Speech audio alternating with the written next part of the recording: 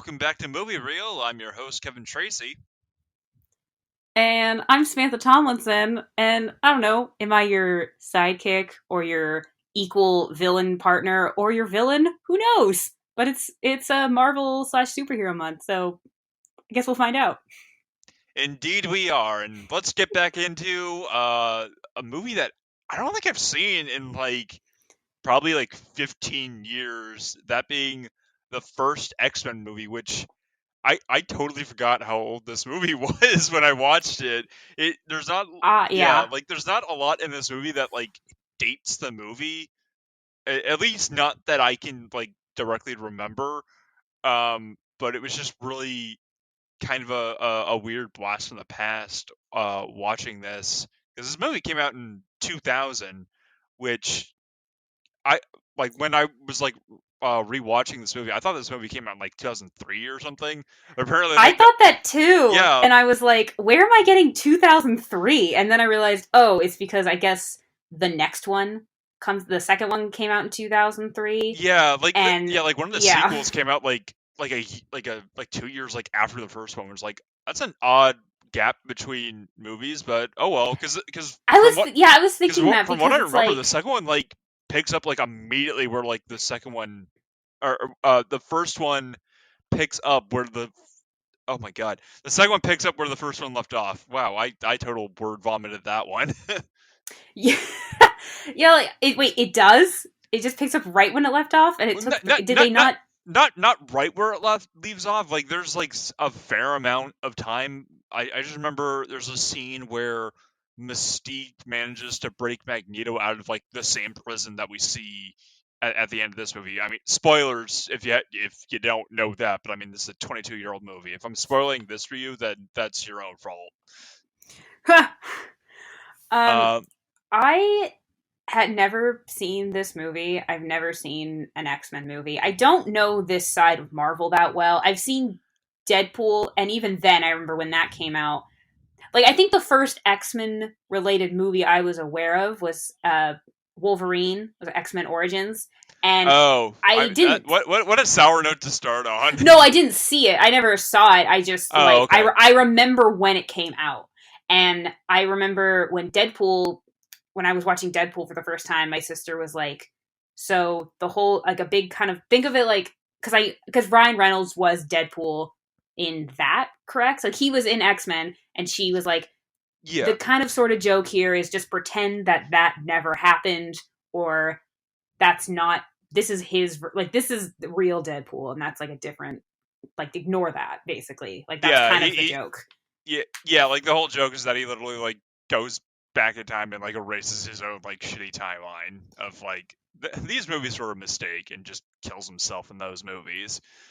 Um, But yeah, the only X-Men related thing I know is Deadpool, and I don't know, I'm very, while watching this, it kind of occurred to me, I'm like, so this movie came out in 2000, so there's three of these X-Men movies. yeah, so yeah, it goes X1, X2, and X-Men: The Last Stand, and I think I That's more or a less dumb start title, I gotta say. It's not the best I title I've heard. it's not the best title, but it had a really good climax. And yeah, I definitely started on the X-Men bandwagon late. I wasn't really a big watcher of the X-Men movies, but rewatching it, they have some really cool scenes, and a really like probably one of my favorite antagonists. But yeah, I started I think at X-Men Last Stand, and then I really started to get into it around First Class and the Wolverine movies, even though the Wolverine movies aren't that great. Yeah. But yeah, First Class with Michael Fassbender and all that.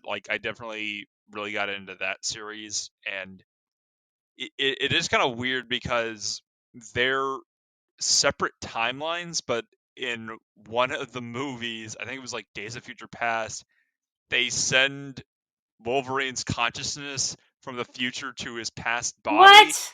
and he's hanging out. It's yeah, he's hanging out with uh like Magneto, like Ian McKellen and Patrick Stewart, like in the future as they are in this trilogy, and then they send his consciousness back into the past, and then he's hanging out with like Michael Fassbender, and it's like, so wait, this is the same timeline? Because like there were like scenes prior to that where it's like, okay, no wait, that didn't happen until this, and or maybe I'm just remembering this completely wrong, but like I was completely under the impression that they were like separate timelines, and it just got really confusing for me. But then again, it's been forever since I've seen this trilogy, so I don't know how well it holds up in terms of world building on that scale that they had set Yeah, up. I think that was what confused me because again having very little, like, I know the gist of X-Men, obviously, like they're mutants, they have superpowers, and society doesn't really like them. It's I know, yes, there's Marvel Studios, and which is MCU, and this is like owned by Fox, Yeah, which is now owned by Disney, but this was owned by Fox, and this is just Marvel. yeah, They yeah. This is back Yeah, in the day. Yeah, this was back in the day when Disney didn't have a monopoly on but superhero movies. but what was kind of throwing me was I was like, wait a minute, so so are you saying that?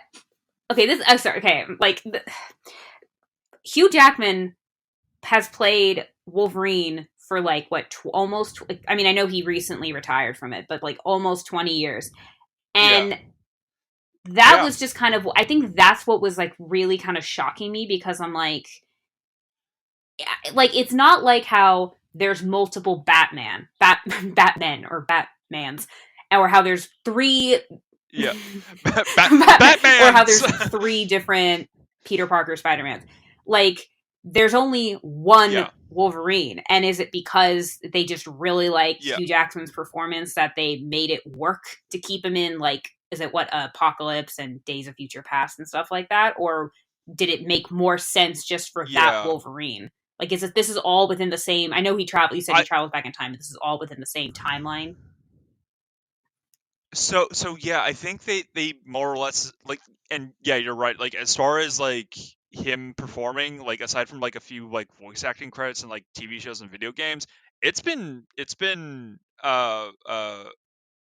Hugh Jackman the entire time for like over 20 years. Um and yeah, I think that because of like him being the same actor, that was kind of like the main linchpin to like solidify that this is a part of the same continuous timeline from, I guess, if we're going in chronological order, starting with few days of First Class, going all the way to Days of Future Past slash The Last Stand. But I guess Days of Future Past because that takes place after and before Last Stand. This is when the timeline gets real fucking confusing, because then that movie creates its own separate timeline because time travel creates splitting timelines because you're changing the past, so it's changing the Yeah, future. I like. And I never saw Dark Phoenix, so I don't even But know how something that plays also out. I like we should address, like, the thing is about X-Men, like, again, what not having other than this one, or prior to seeing this one, they don't seem to do nearly as well as MCU movies. And like this movie, I did kind of like. I did have some issues with it, as I as I usually do with a movie, but I had some issues. But I was like, I enjoyed Yeah, it. I had fun watching it. But it seems like most X-Men movies just tend to, like, I don't know, critically they don't do as well. Audiences, like, they like them, but they don't like them as much as they like MCU movies. I'm just like, do you think it's because, is it storytelling? From what you remember, is it more of storytelling issues? Is it like, you can't tell me that they don't have a reasonable budget? Like, no, probably like the they same have or like a almost pretty good equivalent budget, to and like the MCU. effects. Maybe less. Yeah, probably. I I honestly have no idea, because a lot of these movies Yeah. are like 20 something years old. um, and it's just I haven't seen a lot of the sequels in a long time, aside from like a few like really good scenes, and like some of those scenes are really good. Like I remember I'm Yeah. jumping into the second one. I know we're talking about the first one, but in the second movie, near the beginning, we get introduced to the character Nightcrawler, whose power is that he can teleport, but he can only teleport to like an area that he can Oh, see. okay.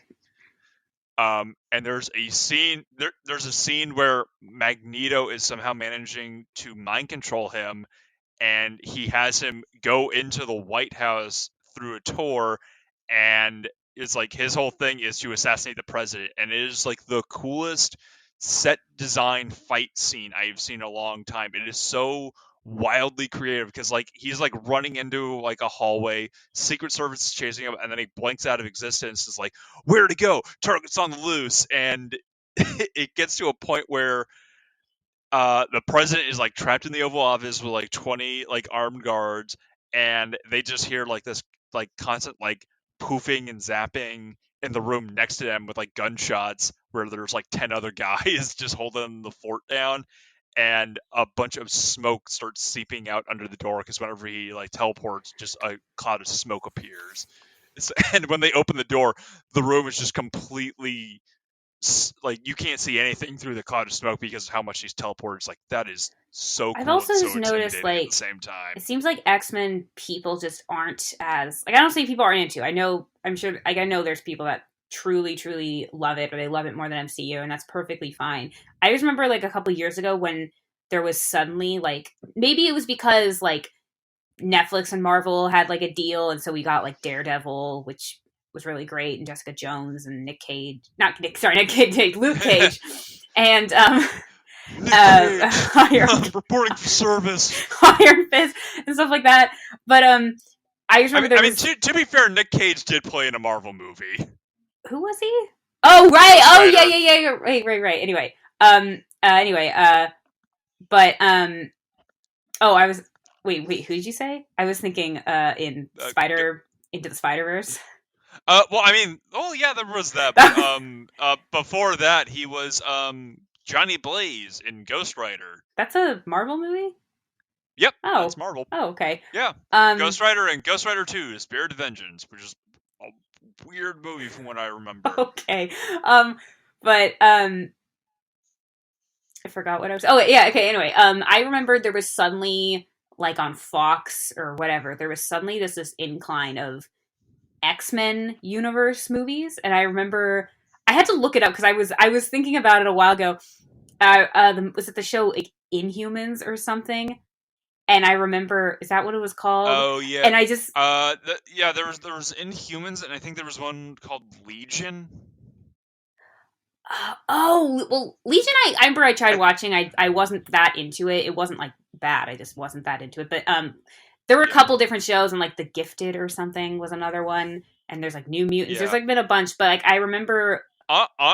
New Mutants was like a that movie had. I honestly could do like an entire episode on that because they had the most like botched production in like recent times that I can Oh remember, God. because that was like slated for like February of like 2019, and then they had production problems, so it got pushed back by like a year.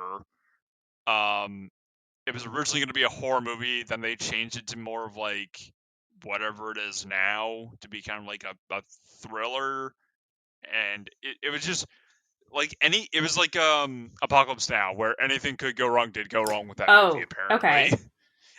It kept getting pushed back. They changed its rating from like R to Huh. PG-13 for no reason. Yeah, it was just a whole thing.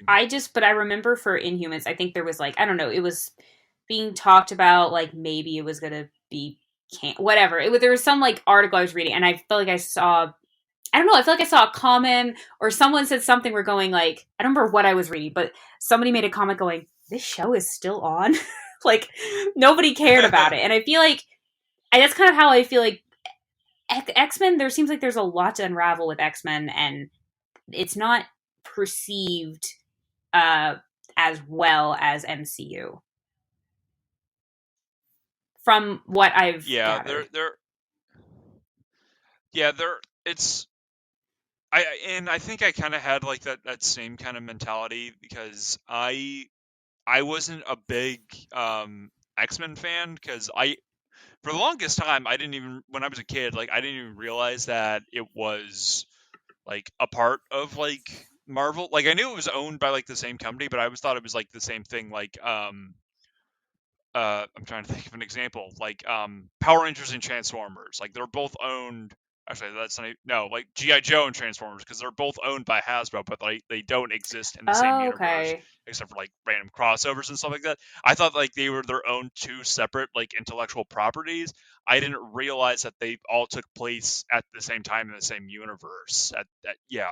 Uh, I just thought it was its own separate series of superheroes that had like their own thing, which kind of right because like they don't really like they don't mention like oh like there's Iron Man like they didn't have like an MCU thing going on. Just it was just the movies were just building on top of each other. Um, I just thought that it was its own standalone thing, and I knew like really nothing about X Men growing up, and so I just kind of like stuck with like stuff that I knew, like you know, like Batman and Spider Man, like those movies, like that was like my real like main gateway into superhero movies was like Tobey Yeah. Maguire, Yeah, I and agree. stuff That like was the that. first. Those were my. I that was. I feel like I wasn't. I would say that was one of my first like superhero movies that I was very aware of. I don't think I as like I was like probably 6 or 7. I don't think I actually sat down and watched Spider Man because they are like they're pretty long movies for a kid, but like they I was very aware of them. Like they were always Yeah, playing, you know, like everywhere, like on like you're at a restaurant or like at, you know, it was always on. But yeah, I think it's just a different universe that I don't know anything about, and you know a little bit. It seems like.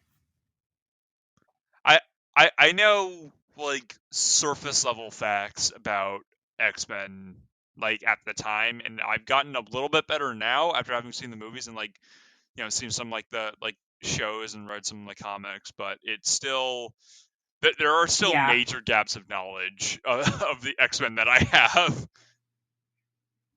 Okay. Yeah. Let's get into it. I so like I said, I overall I did have kind of fun watching this movie. It wasn't. I think I was. I don't know. I guess I was expecting it to be worse than it was. Um, my I had some pretty. I did have some issues with it, and one of them was just the fact that it everything. Well, I'm kind of jumping ahead, but I feel like no, like it seemed like things for me kind of lacked emotion. Like the actions didn't for me really feel authentic, or it seemed like they're happening in the script because they needed to happen.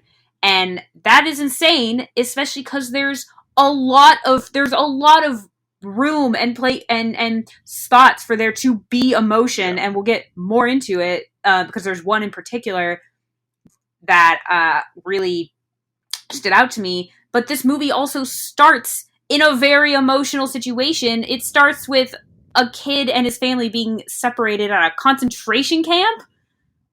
Like, Yeah, it's literally like the most like emotional stakes that one could have. But it does give us insight because that's from the perspective of Magneto's character, who we find out is like he's a mutant and is like a Holocaust survivor, lost his whole family because of that, um, which makes his character that much more compelling because it gives him like a really good motivator on why he acts the way he does because he's seeing history more or less repeat itself, but instead of you know like Jewish people being persecuted, it's mutants, which he is also a part of, and it's just it's kind of going down the same road of like, oh, we need to like register and keep track of all mutants. They're dangerous. They're ruining the fundamentals of this country, and doing all this with like a whole big like very bigoted speech by probably like one of my second favorite characters, unironically, in this movie, of Senator Kelly, who has by far Oh, the he most complete does. story arc in this movie. It doesn't end at a satisfying conclusion, but by far this man has like the It most angers complete me. story arc that you can get from this movie, which is really saying something because it's really saying something because he's just such a piece of shit kind of like background character that he does like help the movie move along because he is like the product of what's going to happen. Like the whole movie is, if we take the perspective of Senator Kelly's character and perspective of the audience, he is like the best conduit to kind of like see the whole thing through, because for the most part we are seeing it through his eyes, because we don't know what mutants do, we don't know how they like interact, because this is, as far as I know, this is the first X-Men movie like ever. Like I think there might have been like a couple like animated like TV shows, but they never had like a movie as far as I know. So this is like their first like major big screen debut to the public audience. So I think him being as important a character uh as he is I thought was a great way to kind of have him stumble upon like all these characters and interact with them the way he did. Um, and just kind of be Yeah, and yeah, audience I'm sorry I lost my cool there, but like, yeah, it kind of enrages me that he has the most complete storyline out of everybody. Yes, for so Wolverine, I guess maybe you can sort of argue a little bit a little. We'll get okay. And what's yeah, I'm spacing. What is the girl's name? Rogue. Rogue. Okay. You could argue like, okay, yeah, by the end she's like embracing her, whatever. But like it, like, okay, we're jumping ahead, but like, because But for good reason. the thing is like, it just everything that there were so many moments in this movie to me, it just felt like it's a script, so it's a movie that this needs to be happening. And it's just like, okay, but why is it happening? Like, you can't just tell me that, oh, you can't just casually throw these things around or casually mention these things without any actual visual evidence to support that. Like, your audience aren't like stupid. Like, you can show a little more and tell. Don't just tell. But like, one of the reasons, like, when I was bringing up the lack of like emotion was you had asked me how I felt about Magneto, and Yeah.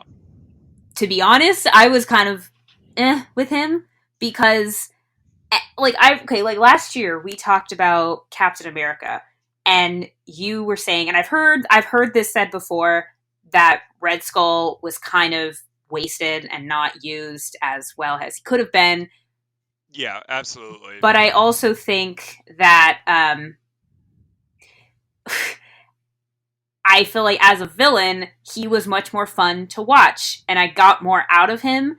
Like, I felt like with Magneto, I was not quite clear. I understood why he and Professor X were at odds. I wasn't 100% clear what what his overall plan was. I wasn't 100% clear. Just him in general and his character. He was just kind of blah to me. Like, he didn't have say what you want, but Red Skull had a charisma. Like, he was very entertaining and very fun to watch. Whereas for Magneto, I was like Loki is also a very fun. I remember when I started, this is like in college, when I was watching The Flash, and I was talking to my sister about it, and I was saying how I think, because again, I don't know that much about DC characters, and I was saying I feel like DC characters compared to Marvel characters, they're a little bit more ridiculous. Like, they're more campy. Oh, absolutely. And yeah, look. Yeah. Yeah, if you take like their like worst villains, then yeah, it's really can't, because like the worst villain in DC is like the Calendar Man. campiest thing. But if you take Oh, yeah, but well. if you take like the worst villains in like Marvel, you get stuff like I'm trying to think of like a really shitty like Marvel villain. You get like something like I'm trying to think of one, but like a lot of them are just like really like edgy and kind of cringy. Like I guess Craven kind of works out like that, but I mean even then like they're all like really menacing But as like well. Loki, for example, he is kind of he fluctuates between villain and between being like villain. He's one of those villains that's like sometimes also an ally. He's definitely an antagonist, but he also has a very relatable like I have a lot of sympathy for him. Like I understand why he is very much like he like wants attention and all that stuff, and that's kind of a little bit like he's like he didn't his needs Yeah. were not met, so obviously acting out, and also he feels like he's the black sheep of his family. Like he has a lot of relatable qualities of He found out he was yeah, like, adopted. and also that's another relatable thing. Like there's so many levels, there are so many layers to why he is the way he is. And for Magneto, there are layers, but I feel like they were not they they weren't I was yes, they weren't utilized in a way that made me really care or sympathize with him as much. Like I feel like the only person in the movie that really understands him fully is Professor X. And as he should, because they're kind of like a like yin and yang, like two halves of a whole a little bit. Like they each have these opposing viewpoints. Yeah, they're definitely two sides Yeah. of the same coin. And that's interesting. That is a really interesting relationship, and I'm curious to see where that goes. Yeah. But Magneto, just on his own, he just seemed like I didn't particularly care. And also, the Toad sidekick guy, like, I don't care that he was Darth Maul. I thought he was very annoying and stupid. Yeah. That was fucking Darth Maul, and he was just like a toad, yeah. And all he had was his tongue. I'm like, we get it. I mean, yeah, like that's actually like a pretty true to his character. He is like a character that, like, for the most part, kind of gets shit on like a lot in the comics. Like everyone just treats him like, excuse the joke, like a toadstool. Like they walk all over him. He is a complete and utter joke to both the X-Men and the Brotherhood of Mutants that he more or less kind of considers family. And I think at one point he tries to kill Magneto, but like Magneto kind of respects him for it. So it's like, all right, we're cool now. And there's like, they're fine with that. He just tried to kill you and you're just going to like walk that off. All right. Props to you, I guess. Like, it was just you know, I'm just gonna jump to it. Like, there was another scene that really jumped out at me was, so Senator Kelly gets kidnapped. He's brought to Magneto. Magneto tries out his machine on him. So what was he wanted to turn like everybody into a mutant, basically? Yeah, he wants to turn. Yeah, and throughout like the movie, we keep getting like news bulletins of like, oh, like we're going to have the world's largest gathering of leaders from around the globe. And I remember the whole time, I'm like, I wonder where the climax is going to be. Like, I thought that was like kind of funny that they like mentioned that. It's like, oh, okay, that's pretty obvious. But the fact that they mentioned it not once, not twice, but I'm pretty sure they mentioned it like 3 separate times. It's like, Jesus Christ, they are really hammering it home. Like, this is where it's taking place. Like, there's no way to misinterpret where this movie's climax is going to take place. And I thought it was really like, funny. We get it. Like, just calm the fuck down.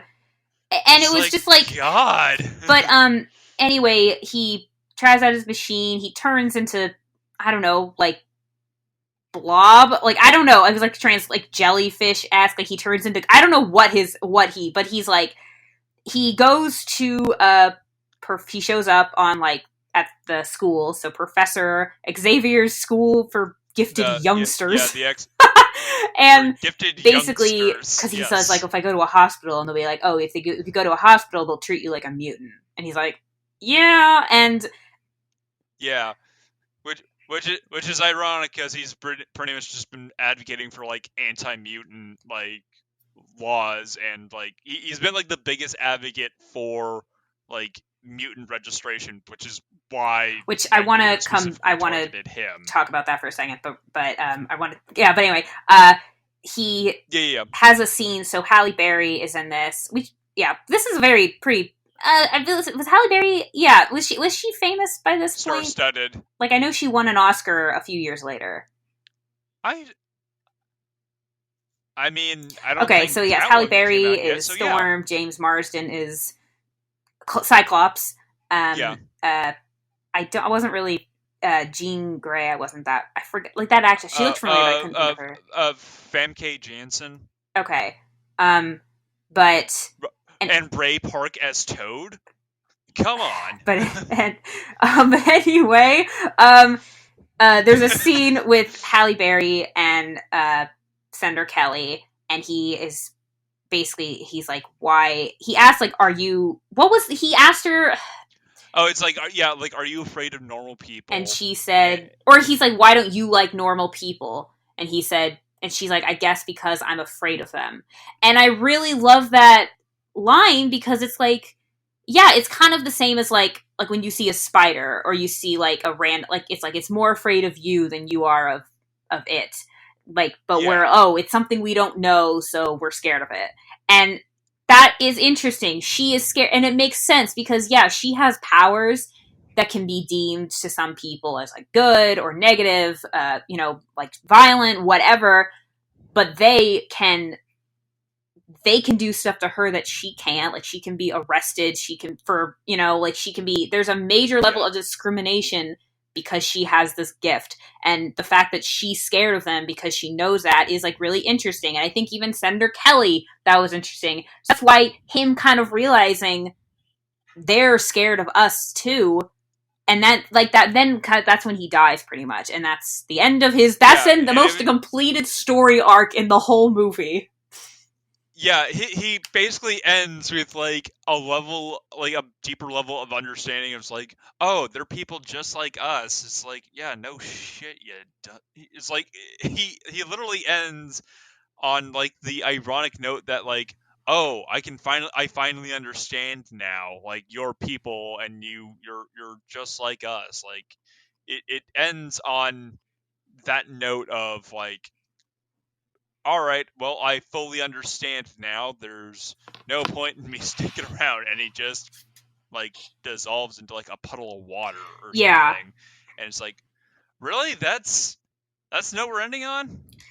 Okay, cool. But yeah, didn't like him anyway. But when we secretly, it's like, we need more. But Kelly. when we first meet him, so Jean Grey, she and Professor X is like just watching, and she's presenting to Congress like, hey, leave mutants alone. And he's like, like, how basically people have a right to know. There should be like a national registry of people who are mutants. So yes, I understand why Magneto is concerned.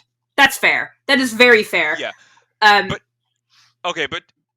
in Senator Kelly's defense, he brings up like a really good point of like, a lot of these people are extremely dangerous. There are mutants that are so powerful they can control people's minds. That is fair. Which is true. Professor X has done that multiple times in the past. I understand that point.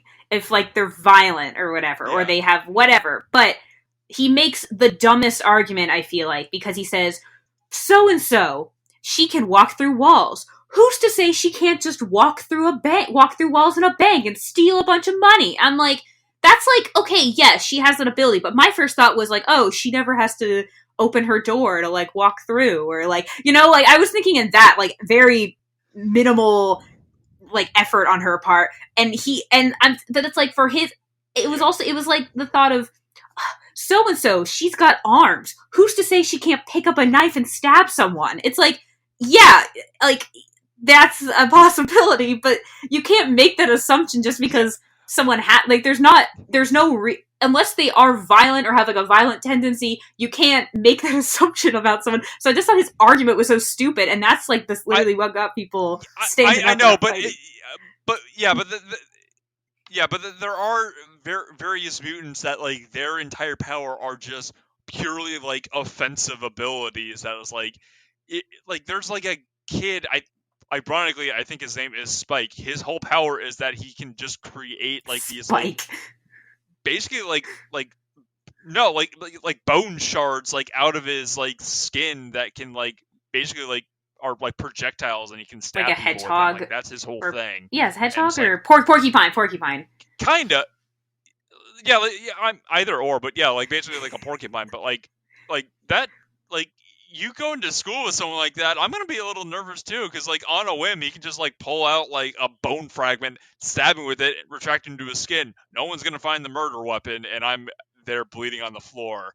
Like there's multiple, and I think there's another one who I want to say is like Biohazard. His whole thing is that like he is basically radioactive, and if you're near him, it's like he's a living like biological weapon. I forget what his actual name is, but it was I remember he like showed up in one of the First Class movies, and he was like a soldier in like Vietnam, and he was like being specifically used against like the Viet Cong.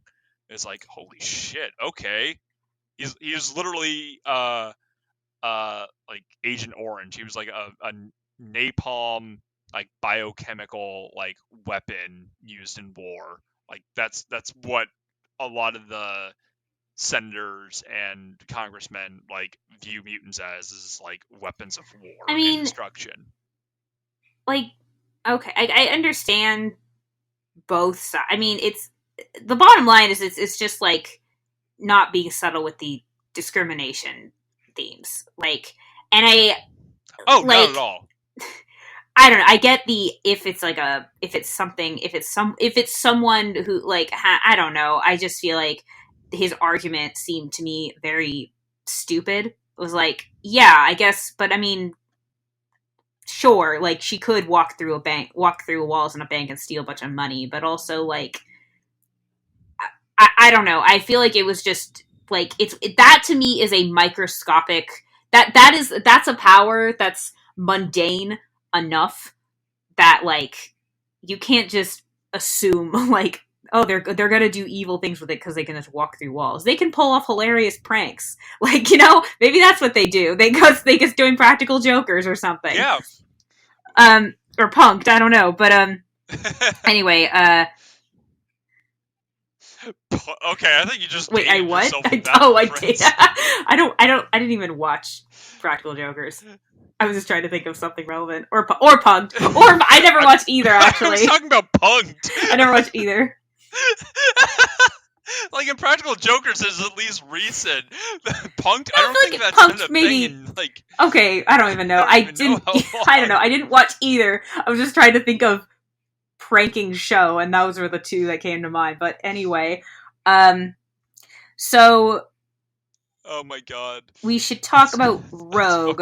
She basically we find out like halfway through the movie, or almost halfway through the movie, her power is that she can, if she touches someone, she can like steal their... Yeah, and absorb their life force and steal their power. The very first scene, after the Magneto using his powers at the concentration camp. Yeah. It says in the not too distant future, which I thought was, I get they were trying to keep it kind of not, keep it kind of timely, but like saying that to me implies like, I don't know, like 10, 20 years. That's like a 40-year difference. Like that's reasonably far into the future, but regardless, anyway, she's like up in her room and she's like kissing her boyfriend, and then he freaks out, and her parents, or not he freaks out, he kind of like, I guess we find out later he was in a coma, and she's freaking out, and her parents are coming in. She's like, don't touch me. And I'm like, and then we cut to Senator Kelly in, you know, Congress. And I just remember thinking like, I understand, like, Rogue is obviously an important character, and that is something, you know, she's a teenager, that is kind of a private moment, but like, I felt like to really utilize how afraid because we only really see Senator Kelly is kind of the symbol for, oh, everyone's discriminatory against mutants. But I kind of wish that we had like a more, in the beginning at least, because we do Yeah. kind of later, but in the beginning, like a more public scene, a more public showing of a mutant having their powers and accidentally using them, or using them on whatever, in a crowd of, around people, like in a public space, just because then I would have gotten a better sense of how the public actually Yeah, feels, as opposed to just how Senator Kelly feels. Yeah, it definitely would have been interesting to see, like he had like a bunch of like CCTV like recordings of like mutants or people suspected of being mutants like breaking the law, or just causing mayhem, and really like have solid evidence of that justified his like concerns and his like radical claims of mutant registration, rather than just hearsay. Basically, he was just kind of talking out This of is his a very, like I ass for said like the before, this entire is a thing, and very everyone was just kind of eating it up. this is a very they're telling, not showing movie. And when we, Ro ends up just like, leaving, going on the run, and she is in Canada, and she's in this like bar, whatever. There's like a fight, there's a cage fight going on. Yeah, she's in like some like she's in like the like sketchiest like dive bar. It looks like something out of like a Texas Chainsaw Massacre movie, but in Canada. So Canada Chainsaw Massacre. And that's where we meet and Logan. He's undefeated. Wolverine, he's like a cage fighter, and he's like undefeated. And then afterwards, this like guy, I don't know, is it the guy he just fought or something? He's like, I know what you are. I think it's like the guy's like friends, like, hey, like you owe my friend some money. Like they're like trying to like rough him up, to like try to like steal his money. It's like, hey, like there's no way like you could have won like that, because during the fight he like punches Wolverine's fist and like either breaks his hand or like breaks like a couple bones. Like there's an audible snap, and like Wolverine is unaffected because his bones are made out of like the strongest metal on Earth. Because why not? Because mutants get experimented on. That's the whole thing. But and she is like, kind of wants to join forces with him just because he's like her, and she has nowhere else to go. And of course he's like, no, I'm a loner, blah blah blah. And then they get attacked, and I will say that scene was kind of like, she's stuck in the car. He's fighting he's fighting the, what's that guy's name? Sabretooth, and the car's then, about to burst into flames because gasoline and fire, and then Storm and Cyclops show up, and we're now in Professor X. Yeah, but of course it only explodes at the last. But like the thing, so Wolverine. That was another thing about this movie, was I was not clear. I was like, who is the main character? Is it Wolverine? Is it? It's. I mean, I guess it could be Senator Kelly. He had to complete a storyline, but like, I'm like, I think it's Wolverine, but I felt like he was not very developed. It was just kind of, oh yeah, we don't really know much about him. We can't really even get a good sense of how old he is. We can't, like, he doesn't know anything about his past. I didn't. Yeah. We're saving. I can understand. Okay, yeah, they want to. We're not going to figure out everything about his origins yet, but like, it wasn't even like something that was explored enough. It just was like, it was just part of his character. Like, oh, we don't know anything about him. Okay, and we're not going to make an effort to figure it out because we got other stuff going on, which is like true, but also like, he's the main character, ?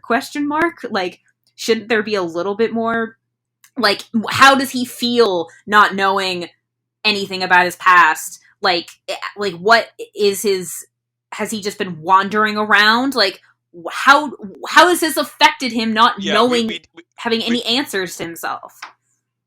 like like for the most part, he is like the typical like action guy where it's very, he's not emotionally driven. He's not an No. emotionally driven character. He just proceeds to just act and react to situations rather than just show major emotional investment. The only times we see like major emotional investment is that he is constantly hitting on Jean to the point where it's like, okay, it's kind of creepy, but at the end it's like, oh, he actually has feelings for her. This isn't just baseless flirting, and he seems to genuinely care about Rogue to the point where it's like he kind of sees her as like like his kid, I guess. Like he never like expresses that, but he like definitely like during like the train scene incident, he's like hops on the train with her and like kind of talking with her. It's like, hey, like I've been around a while, but like these like guys seem to genuinely care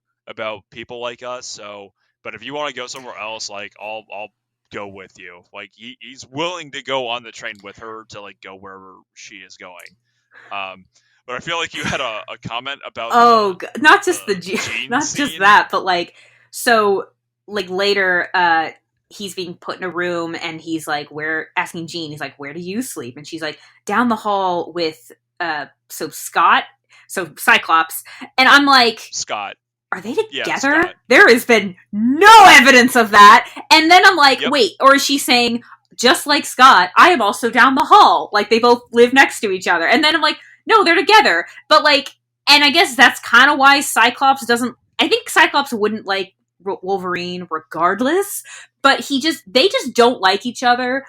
And I felt like there was no real reason for it. And there was really no, like, okay, he's, I guess, sort of hitting on Jean. And even that was, like, really weak. And then her relationship with Cyclops also seemed like there was no emotion between them at all. Like, if they hadn't said anything, I would have not assumed that they were together.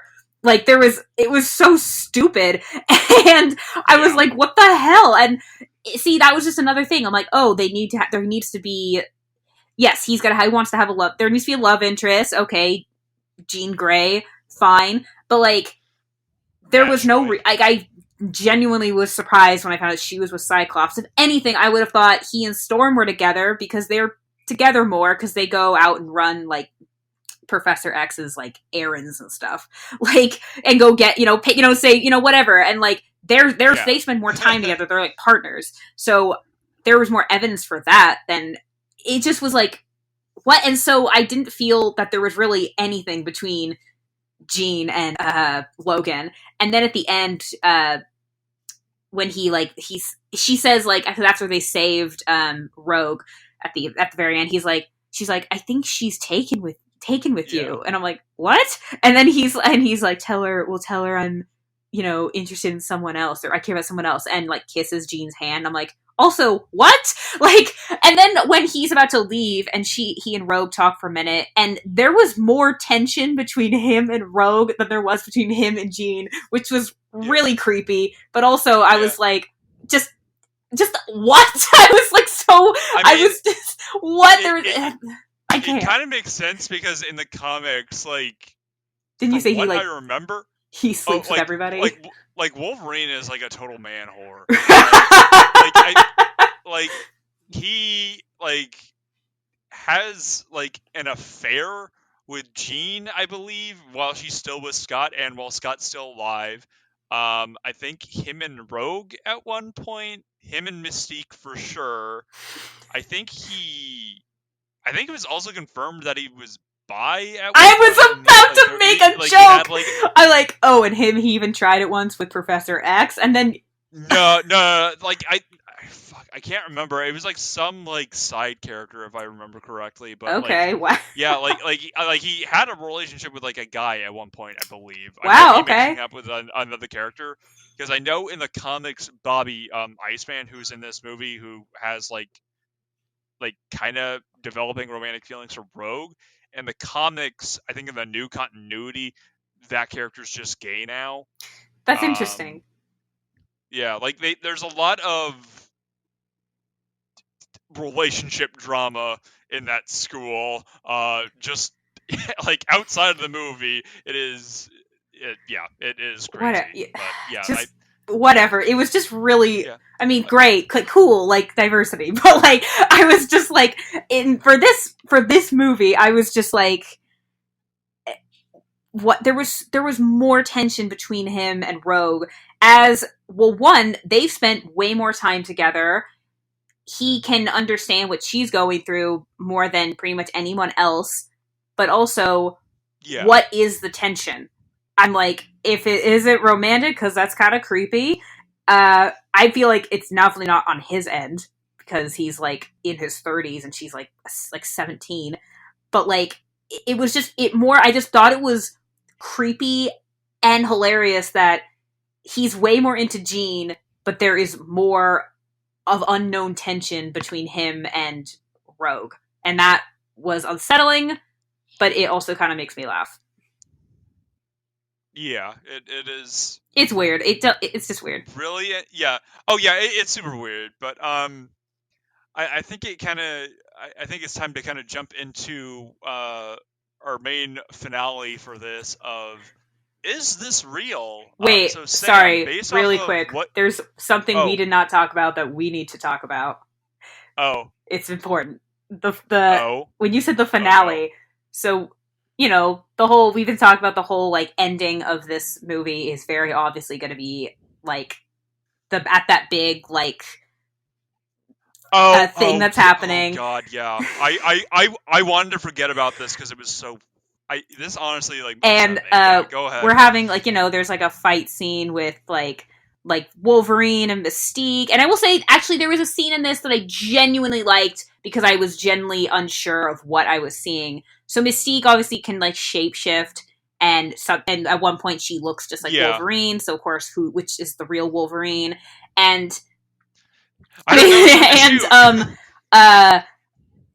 Toad is just there being an asshole, and Toad, like I will say, as much as annoying as I found him, he was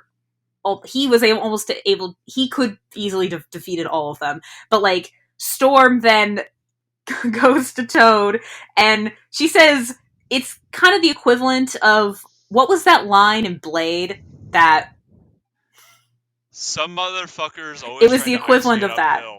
I feel like this movie topped that because it makes no sense. She says, "Do you know what happens to a toad when it's hit by lightning? Struck by lightning? The same thing that happens to everything else." It's like, what? I mean, what? Yep. And then she zaps him with lightning, and we never see him again. I think when I heard that, I'm like, I literally thought this is the same as that stupid line in Blade. Because it makes no sense, and it didn't need to happen. It wanted to have like a cool, powerful, badass line, and it failed tremendously. And 100%. But before that, this is what pisses me off is that throughout this entire movie, we hear multiple times that there's going to be like this huge UN conference of world leaders on Ellis Island, and the climax takes place on Ellis Island? Liberty Island, wait, at the was it really called what? It takes place at the Statue of Liberty. So the meeting takes place on Ellis Island, but like the whole fight takes place on at the Statue of Liberty, so they can use the machine and turn everyone into mutants. But in order to do that, Sabretooth, Magneto, and Mystique need to kill and disable all the guards there so that they have control of the building and use it for their nefarious purposes. So you would think that with so many world leaders attending, security is going to be really high, right? That's a natural thing to have. And we see they do like a pan out shot of like the UN meeting on Ellis Island. There's like a bunch of like helicopters like circling and a bunch of like patrol boats like monitoring the area. And Liberty Island, there's like the normal security guards there and like a few armed guards and a couple boats.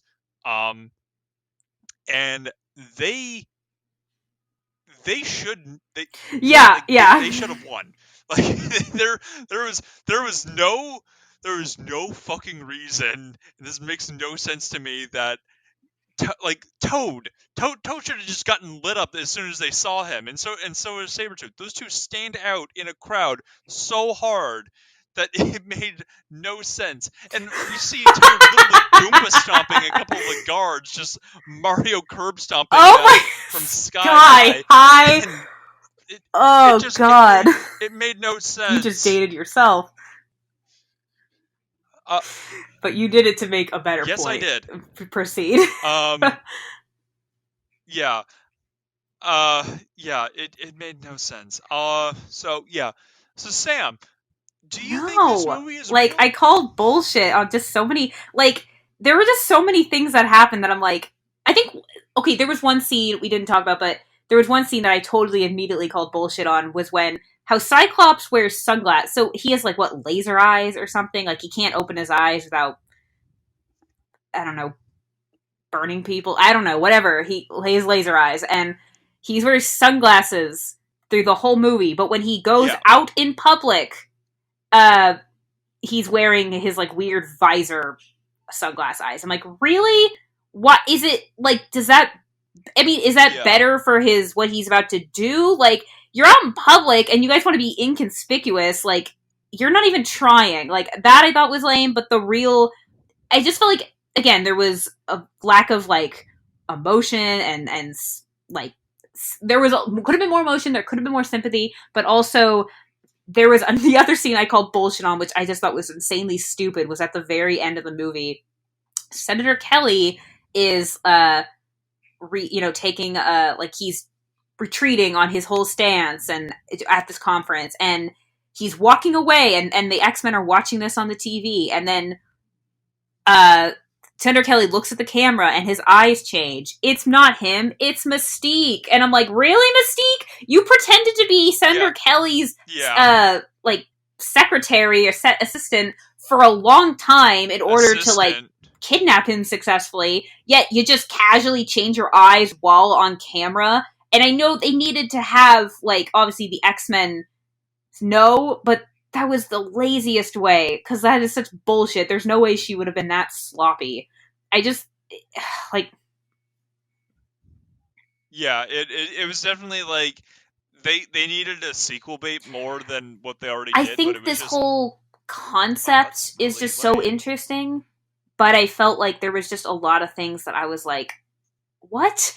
Like that's stupid, or that doesn't make sense, or that it just things were not explored. The correct things were not explored or really developed. So no, I don't think. I do think that this is a very interesting approach to if we lived in a world with superheroes. Um, like I think that's the take kind of the takeaway of like I can totally see people being scared and the government getting involved and all of that. Like it's not quite the same as how the government tries to get involved in MCU because that's based off of a whole different thing. No, but it's a completely different reason why they're getting involved. That's a whole like that's more thing, about public opinion, whereas this is like people have their own opinion and some are scared, some aren't. Like that concept is really interesting, but no, I don't think things were not developed enough that I can say I can confidently say this was real. Yeah, no, I agree with that. I also agree that this movie isn't real, mainly because I have a real problem with how they set themselves up for the climax of Toad and Sabretooth just soloing everyone on the Statue of Liberty and just completely taking it over in like no time at all. Because those two, like they stand out. If like Mystique went by herself, I could believe that she was able to take it over because she can just like blend in and just like systematically like kill all the guards disguised as like each other. Like that makes sense. Or disguise her voice to like call off any like patrols or anything like that. That makes sense if Mystique went. But the fact that it was just Toad and Sabretooth made no No. fucking sense, because the fact that there's like a bunch of like armed guards there for protection for all the world leaders. First of all, there should have been way more Oh security than what we actually yeah. saw in the There was movie. Like there was like three Rent-A-Cops. That was it. Rent-A-Cops, yeah. Basically. Like, yeah, there's like three Rent-A-Cops. First of all, there should have been like way more security just for the fact that this is Statue of Liberty alone. Let alone that there's like now like 400 world leaders like within spitting distance of you guys. There's not like a sniper upstairs or something. There's not like a bunch of patrol boats. There's not a helicopter. There's three Rent-A-Cops that have like maybe a taser between the three of them, and they don't even use that. It made no sense. If this was a real movie, there would be Secret Service completely swarming that thing, and as soon as Toad and Sabretooth even got near the like dock of that, their boat would have been completely seized, shot at, sniped to the point where they wouldn't even be able to flinch at trying to get off that boat. Mystique was the only one who would have been capable of just sneaking in and taking that place out as inconspicuously as possible, aside from Magneto, who would have just turned all the guns on them and killed them all in like a thought. Like, those two were the only conceivable people who could have taken that over as quickly as it was shown in the movie. But that's not what happened. We got three running cops, and one of them got Goomba Yeah, stomped, things and it made definitely no were sense. kind of dumbed down so it would be easier for the heroes to win, which is stupid and ridiculous, and also just very annoying, because it's like, no, then that's not really Yeah. the whole thing, okay, like, the whole thing about just the more you throw at your hero, it makes it more interesting of what can they, of showing your audience what they're capable of. And like, I'm not saying that they weren't capable, but like, yeah, like if Mystique can, it wasn't very believable. Like, yeah, if Mystique could so easily do all this, yeah, like the X-Men, he could have, it's dumb. Like, it's just, I'm sorry, like, I did have fun watching this movie. I didn't like hate this movie, and it wasn't like, it was fine. Like, I think you kind of had said it previously, like, it's a popcorn flick. Yeah, this is definitely just like, yeah, like I had fun watching it. I liked it more than I thought I would. Like, I would definitely watch it again. Like, I'm curious to watch the next ones. They're fun, but they do have like their problems. I'm just so curious. Like, I mean, for what do you remember? Do they get better at all? Is it kind of the same kind of problems, or do you just not remember at all?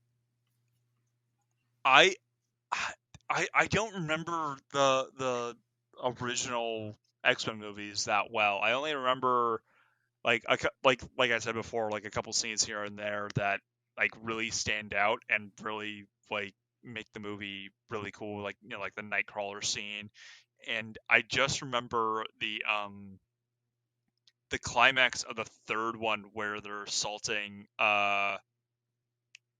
where Magneto lifts up the Golden Gate Bridge with his entire mutant army and lands it on Alcatraz so they can assault it for What? that whole reason. Yeah, apparently in the third one they find a mutant boy whose power is to basically like make mutants not have their powers near him. So they managed to develop a cure for mutantism through that boy's power, and are trying to spread it around so people aren't mutants anymore. And Magneto's like, no, there's nothing wrong with us. There's no need to cure us. So they try to assault the facility, which for some reason takes place. Yeah, that's where. If I'm yeah. remembering correctly. Okay. Don't we all want to do boy. our dealings on Alcatraz? Yeah. I also want to create a state of the art medical research station on Alcatraz. It just seems like X-Men to me seem to have. Yeah. And again, I haven't obviously read any of the comics. I'm sure it's different. It's a little bit differently. But X-Men seems to be a little bit more I don't know. I obviously I'm biased because I definitely am more into MCU, but I haven't ventured enough into X-Men to have an actual real opinion. But X-Men to me just seems a little bit messier. But I Yeah, can't give a real opinion because I haven't ventured, into this world yet that well. yeah. No, it's all good. And it's been so long since I've seen the majority of the X-Men like sequels and spin-offs that I don't feel like I have enough of a valid opinion to come to a conclusion, because my memory of it is really like hazy, because it's been, like I said, it's been like Yeah, 18 years since I've seen this one. I barely remember this one at all. So I can't even remember the last time I saw yeah. like any But of like I mean, X2 or X3. overall, like it's Um it's a fun movie. It's a yeah, like passable you're not. It's not boring. action superhero movie.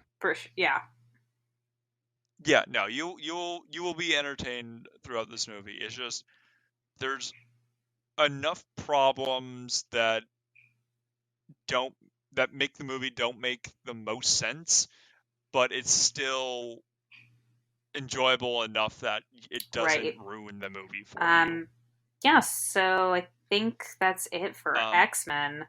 Um, I hope so. yeah, So, side note, yeah, this was our second recording so of this. So, yeah, I'm kind of almost mad because I feel like we had a really yeah, good conversation last time. And I'm kind of bummed. Yeah, yeah. I felt like yeah, I feel like we for lost a sure. lot of talking This points from time the we were just first complaining episode that we about did of stuff. this. We weren't even like being like, hey, let's ease into it. So, but like, yeah, but Yeah, we next, just I'm looking forward to the next movie. So, yeah. uh yeah. I actually rewatched the next movie recently, and boy oh I boy, I forgot how I haven't horny seen that it a movie long time. was. I have one thought that I remember, Yeah, but I can't say it till I watch the movie because it's been a long time. But yeah, I'm definitely looking forward yeah, to next time. that Um, movie. Back to an unknown movie yet. So uh yeah. yeah. So Sam, where can these lovely people find our voices? You can find us pretty much wherever you can find podcasts. So Spotify, Apple, Stitcher, Overcast, Google, etc.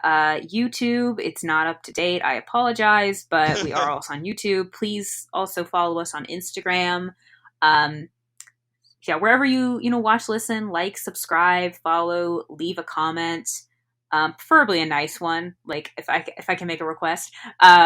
And yeah, I just feed off of your hate, she doesn't. jeez, that's your power. Yes, I'm the slime from Ghostbusters 2.